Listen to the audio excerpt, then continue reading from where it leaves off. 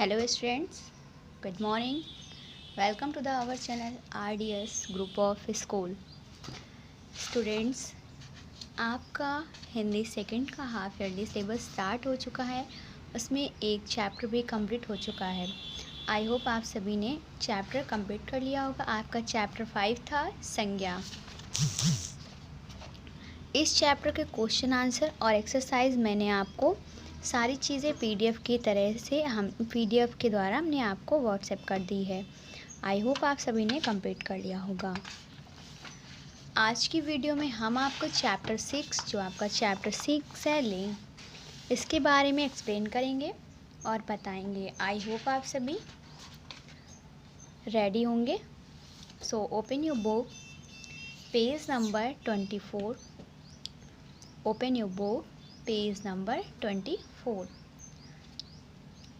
आपका 6th chapter जो है पेज नंबर 24, फिर इसका नाम है लिंग। स्टूडेंट्स, चैप्टर का नाम है लिंग।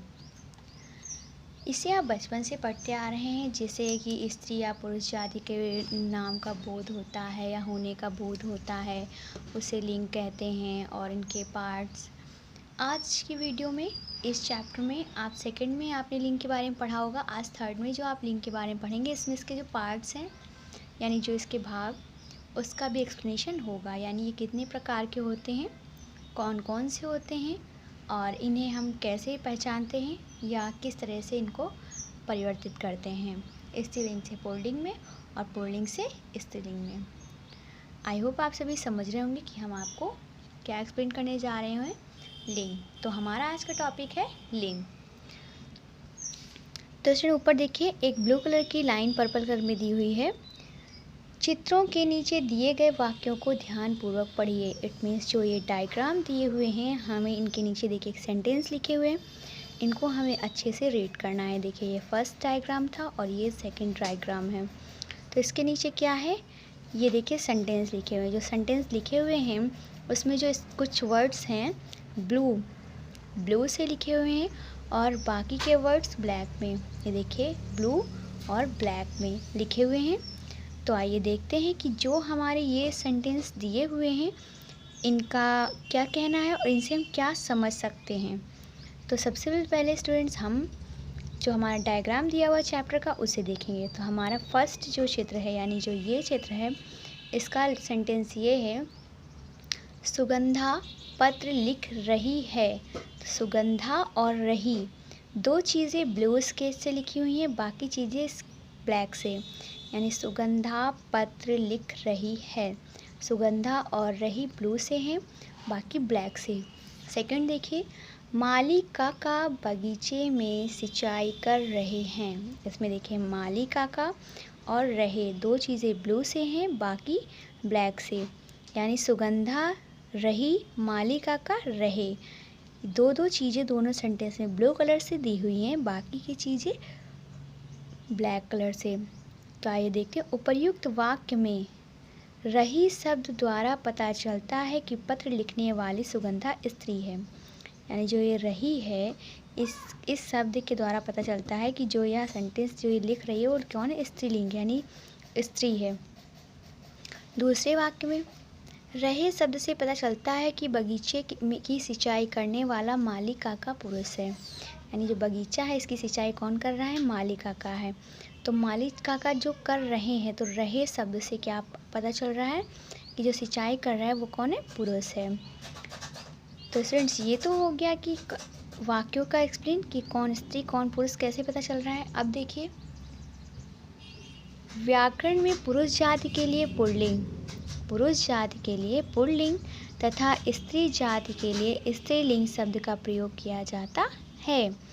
यानी व्याकरण में, हिंदी व्याकरण में क्या होता है, पुरुष जाति के लिए पुल्लिंग तथा स्त्री जाति के लिए स्त्रीलिंग का शब्द का प्रयोग किया जाता है। तो इसमें दिया हुआ है कि पुरुष के लिए कौन सी जाति का प्रयोग किया था, पुल्लिंग शब्द का, और स्त्री जाति के लिए स्त्रीलिंग शब्द का प्रयोग किया जाता है।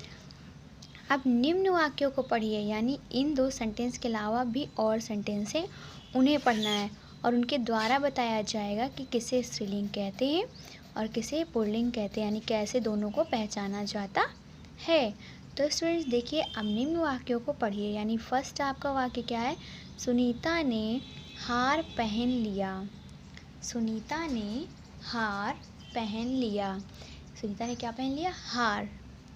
सेकंड है आपका, दूल्हे के गले में माला पड़ी थी। दूल्हे के गले में माला पड़ी थी। फर्स्ट था सुनीता ने हार पहन लिया और सेकंड था दूल्हे के गले में माला पड़ी हुई थी। अब देखिए, वाक्य 1 में हार पहन लिया से यह ज्ञात होता है कि, यानी जो आपका फर्स्ट सेंटेंस है, इसको पढ़ने से पहन लिया जो शब्द अंत में दिया हुआ है, उसको पढ़ने से क्या पता चलता है कि हार शब्द का प्रयोग पुल्लिंग के लिए किया गया है। यानी जो आपका फर्स्ट वाक्य है, इसमें क्या है? पहन लिया से ज्ञात होता है कि हार शब्द का प्रयोग पुल्लिंग के लिए किया गया है, यानी पुल्लिंग के लिए है। लेकिन जो यहाँ पर ये है हार, हार जो है ये शब्द पहन लिया, हार पहन लिया, ये किसके लिए? पुल्लिंग के लिए, जबकि यहाँ पर लड़की का नाम है और स्त्रीलिंग दिखाई दे रहा है। अब आइए सेकंड में। सेकंड में माला पड़ी थी। में माला पड़ी थी से ज्ञात होता है कि माला शब्द प्रयोग स्त्रीलिंग के लिए है। यानी माला शब्द, यानी माला स्त्रीलिंग शब्द के लिए है। तो दोनों का क्या है? अलग अलग रूप पता चलता है। तो देखिए, जिन शब्दों से किसी के पुरुष अथवा स्त्री जाति होने का पता चलता है, यानी जिन शब्द से स्त्री पुरुष जाति होने का पता चलता है, उसे लिंग कहते हैं। उसे क्या कहते हैं? लिंग। जैसे कि यहाँ पर देखिए, फर्स्ट आपका सेंटेंस था सुगंधा पत्र लिख रही है। सुगंधा से हमें क्या पता चल रहा है कि वह स्त्रीलिंग है या पुल्लिंग। माली काका पानी दे रहे हैं या सिंचाई कर रहे हैं, तो माली काका यहाँ पुल्लिंग है या स्त्रीलिंग। तो इन शब्दों से हमें क्या पता चल रहा है कि वो स्त्रीलिंग है या पुल्लिंग।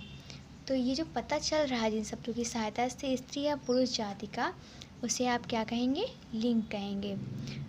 तो अब हम आपको बताएंगे कि लिंग, आई होप ये समझ गए होंगे कि सेंटेंस के द्वारा हम लिंग को किस तरह से पहचानते हैं और पहचान करके उनका रूप जो होता है, उनका जो प्रकार होता है, उसे पहचानते हैं।